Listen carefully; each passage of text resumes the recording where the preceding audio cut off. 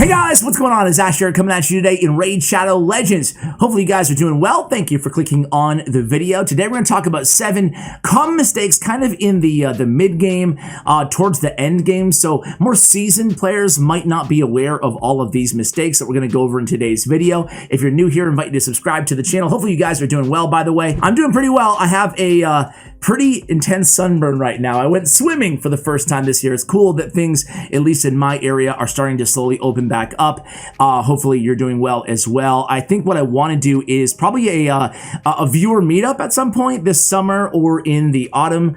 I'll keep you guys updated on that, but maybe in New York City or in Boston. I live on the East Coast in the US, so it'd be kind of cool to do that if you guys are down. If some of you guys are down, especially if any of you guys are local. First things first, right? It's all about the turn order, and this is traditionally called like the counterattack or order on Clan Boss, but it also applies to revival, which I think is really important that not a lot of people talk about. So if we go to a random Clan Boss battle, you guys probably already, I'm not even gonna do it. We'll just show it in a regular dungeon battle, but you guys will kind of know what I'm talking about here. So people know about counterattack in ally attack turn order, right? So the positioning of these counterattacks, and why does this even matter, right? It's the order that the debuffs are applied off of the A1 on the counterattack. Let's just pretend I had a champion like Reliquary Tender who has a decreased attack on her A1. I would want her to go first, right? Or in the first position, and these are the positions. Position 1 is over here. Position 2 is over here. Position 3 is right above my head over here. Position 4 is over here. And this is position 5 that's empty right now. So again, you want your debuffers to go first. That way you're applying, well, obviously decreased attack is pretty much irrelevant, but decreased defense, weakens, decreased speed, whatever. You generally want to apply those debuffs.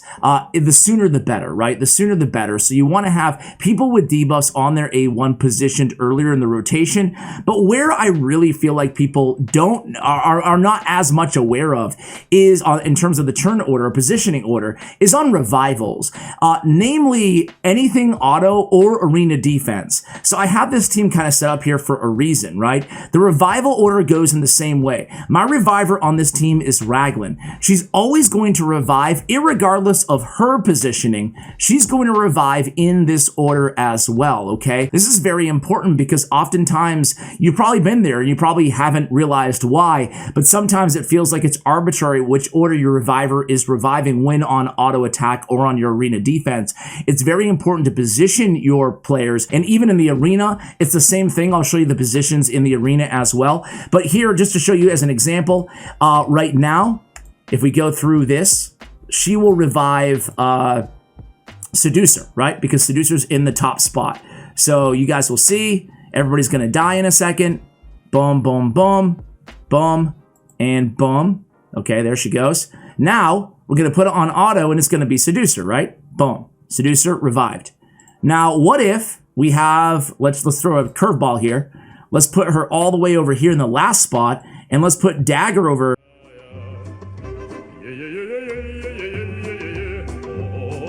Get out of here. Get out of here.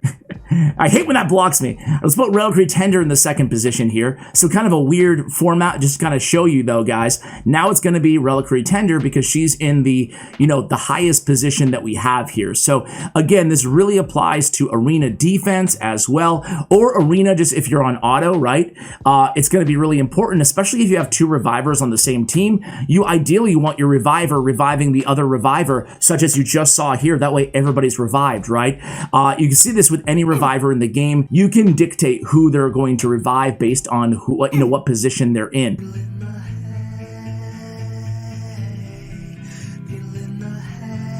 Going to kill myself tomorrow. And I'll show you again on the actual arena screen so you guys can see, because there's only 4 positions on the arena, but we will demonstrate for you guys really quickly as well. I promise not all the mistakes will be this long, but I feel like this is an important one. Also talking about counterattack and talking about, actually, let's go with Talking about counterattack as well in ally attack, a lot of people don't also recognize that it's 75% of their normal damage off of their A1 on both of those abilities, so they're not doing their full damage off of their A1. It's still a great ability to have, but just kind of wanted to remind you guys of that. So, you know, I'm not going to be able to show you a good offensive revive, but for all intents and purposes here, I have Arbiter here. She has an AoE revive, so it's really irrelevant, but essentially you want to have on your arena defense, for example, let's just say Lysandra was a reviver. You want to have the person that she's reviving in the position right next to her, right after her. That way we'll make sure she's always reviving. You might want to revive your nuker every time to try to one-shot them when they're alive again, you know? You might want to revive a defensive-based champion to get those buffs up. So it's going to change for every team, but just be aware of that reviver rotation as well as the counterattack rotation. Same thing for Clan Boss as well. Very, very important. Number 2 is accuracy. We talk a lot about accuracy here on the channel. But, you know, nice rule of thumb here. I look at some people's accounts, and I'm still pretty... You'd be shocked at how many accounts I look at, and they're running, you know, stage 20 dungeons with 150 accuracy. Sure, sometimes your debuffs will still land, sometimes your turn meter will still land, but it's going to be far from 100%, and it's really going to dig into the success rate of your team. It's going to be incredibly detrimental. So a quick rule of thumb, guys, this is very, very important, especially on the champions that you're counting on most, right? Your Allures, your Cold Hearts, very important, Stag Knights, your debuffers, right? So for every stage of dungeon, you want 12 accuracy. So if we're going for stage 20, we're looking at 220 minimum accuracy on our debuffers to be able to land those debuffs consistently every time, depending on the affinity or depending on natural, you know, blocks, which happens about 15% of the time anyway. So 220, and then it just scales from there. Clan Boss, I like to aim for 250 against Clan Boss Ultra Nightmare, ideally even higher, just to make sure we lock in those debuffs. For Nightmare, around 200. And then it kind of scales down from there. I usually scale down around 50 or so accuracy per Clan Boss. That's why it further illustrates how important it is to invest in accuracy gear and to have an accuracy lead champion on your team if you can't get the accuracy up there otherwise, right? So look for accuracy aura leads. Accuracy aura is really important, and furthermore, the last note on accuracy, before we talk about Doom Tower real quickly, is prioritize your accuracy in your Great Hall. For me on my free-to-play account, and even on my main account, the first order of business was getting all of my accuracy stats maxed out, because accuracy scales really well. Getting plus 80 accuracy is incredibly valuable. It really alleviates the pressure and the burden to have accuracy banners on all of your champions once, with time, of course, you invest in your Great Hall. Now, it takes a lot of time to do so, but it's very, very worthwhile to invest in accuracy, especially from the Great Hall. Some people think to go defense first. Some people say crit damage first. You know, everybody has their own opinions, but me, accuracy is still the way to go in Great Hall. And last but not least, Doom Tower. You're going to want 350 accuracy to tackle Doom Tower hard bosses and, you know, waves. Even higher sometimes is good. 400 accuracy is what I'm trying to shoot for, but you can get by with 350 and still land most of your debuffs. On normal, I'm aiming for around 250 accuracy to complete normal Doom Tower. Others will say 200 is just fine, but I like to be a little bit safe. Again, 250 on Faction Wars and 250 on Doom Tower normal is what I'm aiming for. So that is accuracy. Very, very important topic in the game. If you're running low accuracy, you should try building a lot of accuracy.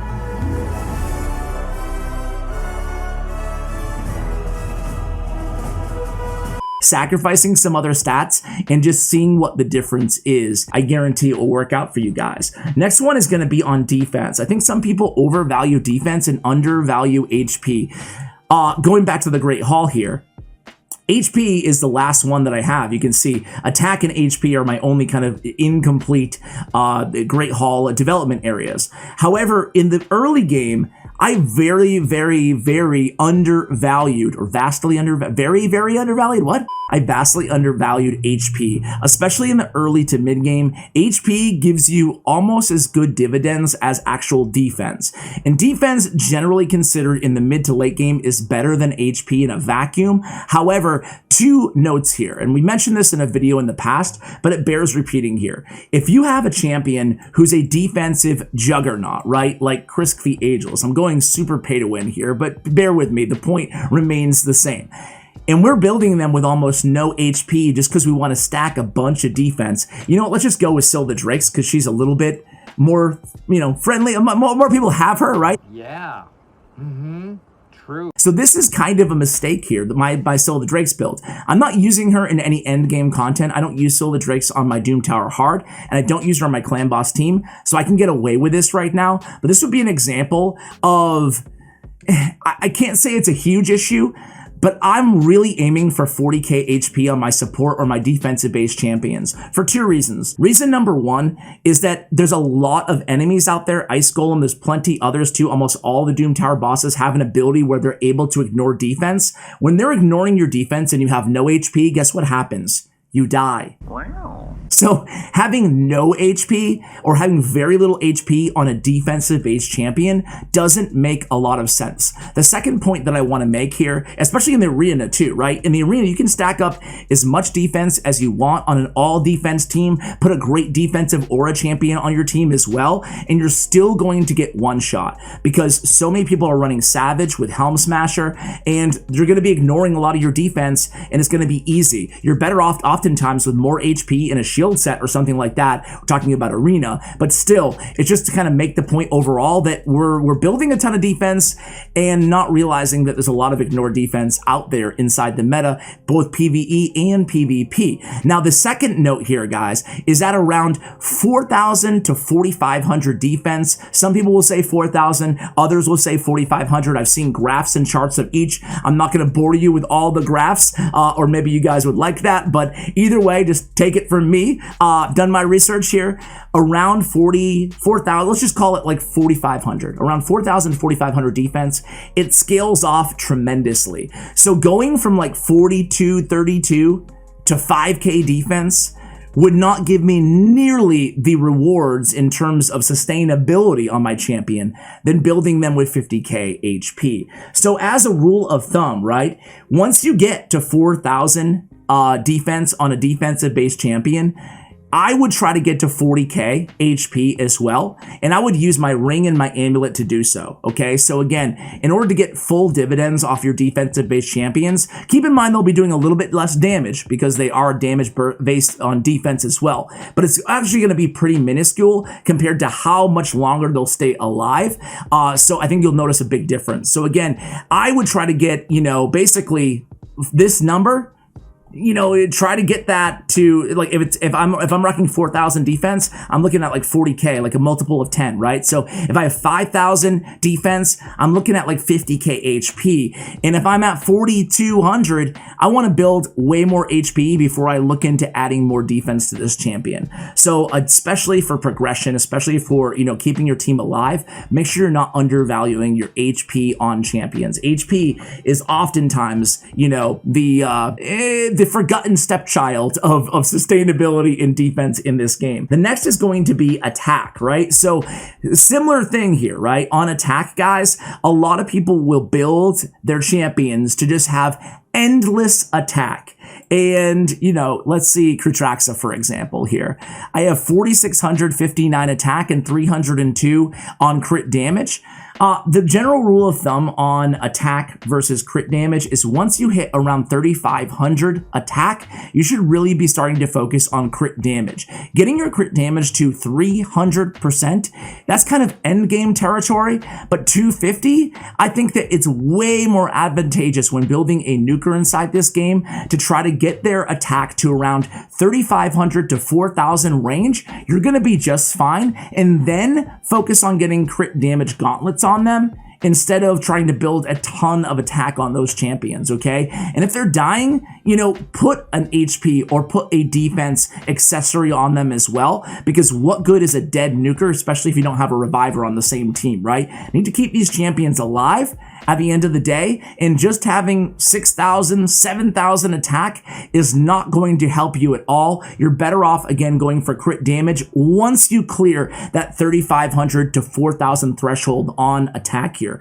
We're talking, again, in the kind of the mid-game to end-game stats-wise. In the early game, you have a little bit more wiggle room. However, I'm still not neglecting crit damage on any of my nukers, especially like my campaign farmer as well. So attack. Aura versus skills. This is something that probably you guys know very well, but it's very, very important to recognize as well. And it really illustrates how important skills are in this game, or skill buffs are in this game. So what I want to do is show you a champion like Tormund, right? So we look at his aura. Increase ally defense in all battles by 33%. That sounds incredibly good, and truthfully, it is very, very good. It's one of the better auras inside the entire game. However, that 33%, it must be kept in mind, does scale from the base number, so 1421. So we're getting like 400 or 500 defense extra off of that aura, which is great again. However, keep in mind here, guys, that a defense up stat is based on the final number here. So 49-45, and this is a pretty good ratio, by the way, going back to the HP and the defense point that we just made. 50k and 49, like this is a really good ratio of HP to defense on this Tormund build. But anyway, back to the point here. It's really, really important, guys, to recognize that the defense, increased defense by 60% is actually going off of this number. So as opposed to an aura where I'm getting 300, 400, 500 extra defense, instead, I'm getting nearly 3,000 extra defense off of an increased defense buff. The same thing goes with attack. The same thing goes with HP. That's why, again, hearkening back to the accuracy, the value of accuracy on an aura, it's not the same for accuracy because, well, the accuracy gets added the same regardless of what, you know, your base accuracy or your final accuracy is, okay? So accuracy plus 60 in all battles would be bumping up, you know, the entire number regardless. So that's why I'm a big fan of accuracy and resist auras. I also appreciate attack, defense, HP auras, speed especially, but just recognize, same thing with increased speed. If I had a speed aura by 20%, great, I'm picking up, you know, 17 speed or so. But if I have an increased speed by 30% buff on this champion, well, that's tremendous. Instead, I'm picking up, you know, off of the main stat of these champions, 30% of that instead. So again, we're looking at, instead of picking up on a, you know, a 20% aura, instead of picking up like 17, 18 speed, we're picking up quite a bit more, right? We're picking up what, 30, 40 plus speed here on a speed aura. So auras are valuable, but they're not to be neglected by, or they're not to be how do I say this? You should not overlook buffs. Buffs on champions are huge, right? Increased defense is extraordinarily valuable on a team. All right, next up is creative gear usage. So we talk about this a lot on the channel here, but I just want to point out, I just did a guide on the 3 free legendary champions in the game. You can get so much extra value out of a few sets. I just want to go over a few of my favorites here, guys. So the first one is obviously lifesteal. I think that most people recognize this, especially in the early game, that lifesteal is very, very good, right? But it's really good also in the end game and in the mid game. Any champion, what I'm looking out for really on lifesteal champions, right, are champions with provoke or champions with ally protect. These are champions who are going to be taking in a lot more damage than your average champion in the game, right? Because ally protect, I'm soaking up 50% of all of the other damage that my allies are taking. That's a ton of damage. So in order to get some of that HP back, I mean, Vizix, for example, has 2 AoE attacks now. That's really, really good. She's going to be able to heal herself back up because she's going to be taking an extraordinary amount of damage. So lifesteal on not ally attack, ally protect, excuse me. Lifesteal on on ally protect champions and lifesteal on provoke champions is going to be a big help to you. Also, trying to have one shield champion on every team for me is really important, because oftentimes you might be saying, yeah, but shield only helps you out in the first 3 turns of every round. Who really cares, Ash? Well, I care, right? Because oftentimes, especially, you get to a challenging boss and your rotation might be all messed up, right? You might have had a challenging second wave, especially if you're still progressing in this game. And it's really nice to have the luxury of that shield set for 3 turns while you kind of fix your cycle and you fix your rotation and you wait for the most important skills to be off cooldown. Not only that, but it's really important in the arena as well. Having a shield set will help you if your team does not go first, right? The other set that I wanted to point out is Reflex. I think that Reflex is very good now inside the game, and I think it's being underused. You should really look at any champion that only has 2 active skills and automatically think to yourself, Reflex. Dark Elhain does a ton of damage. She's a really underrated and very good nuker in the game, and she's a free daily login reward champion. But she's great in Reflex because every single turn I have a 40% chance to reduce the random skill cooldown, but it's not random. She only has 2 skills and only one of them has a cooldown. So I have a 40% chance of getting an extra Death's Majesty every single turn. That's really good after the buff. Some other champions you can use, there's tons of champions who you can put in Reflex gear. I think one of the more popular ones also is Bad Alcazar. I have him in Reflex and I absolutely love it. Getting more of these Malices, which is an incredibly strong ability. Generally, champions, I found at least, that only have 1 skill on cooldown, that skill is usually really good. Valkyrie's another one, right? If you're getting poisons and cleanse off Bad Alcazar, a 40% chance to get that twice in a row, that's really huge, especially stacking up against bosses. If I'm getting a 40% chance to get another OP shield from Valkyrie on my team, that's really beneficial. So I'm a big fan of Reflex gear.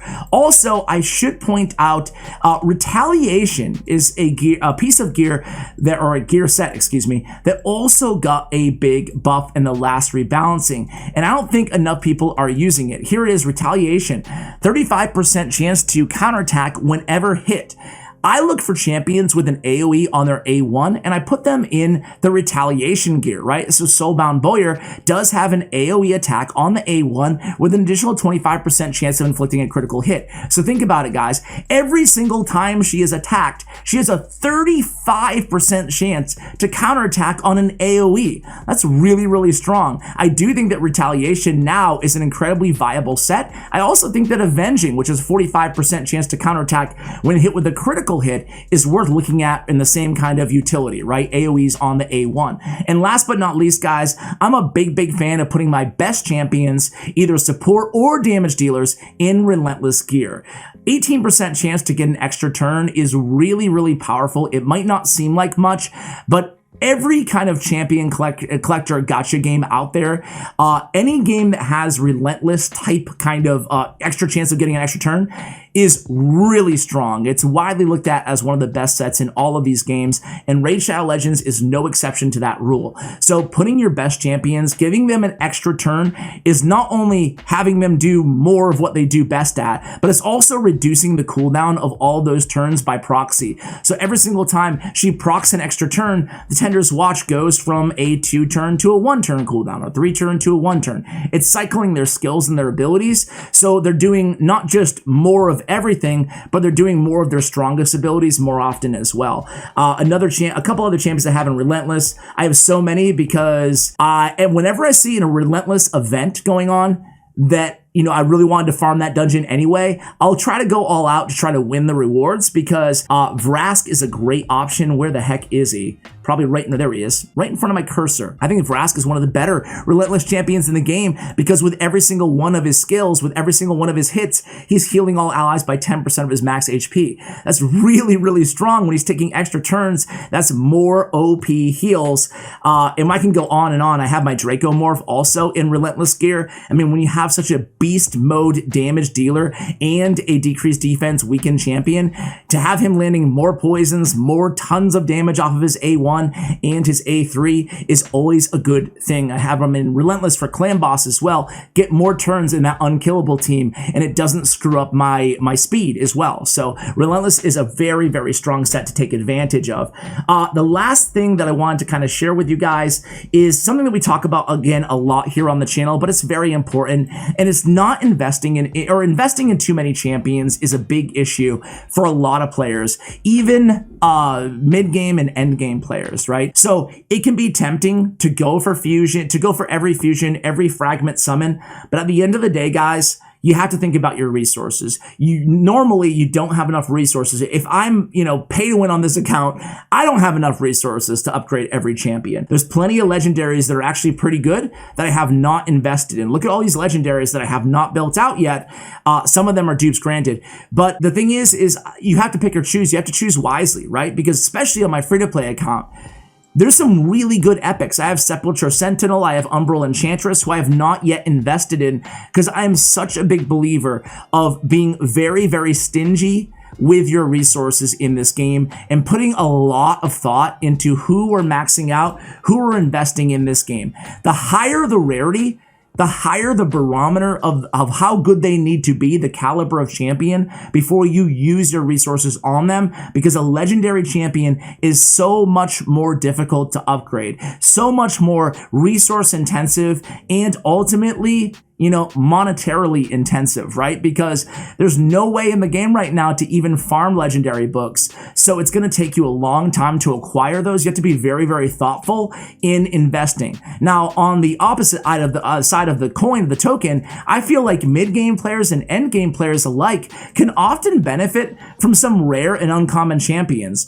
Champions like Saurus for campaign farming, champions like Shieldguard, champions like Armiger. Now, these champions might not be S tier end game. However, well, Armiger maybe, right? Against Scarab King and some Doom Tower bosses. But these champions are very, very, very cheap and affordable to invest in. So for me, the higher the rarity of the champion, the higher the threshold for them being really a difference maker, a game changer on your account. Otherwise, you could be throwing away resources that's going to take you, heck, weeks or even months to recoup. So be very selective. Think about the end game versatility and viability of these champions. Think about their value over replacement on your current team, and think about how many areas in the game you're going to be using them. So guys, we're going to end it there. Hope you enjoyed the video. Thank you so much for watching all the way till the end. And as always, take care, guys.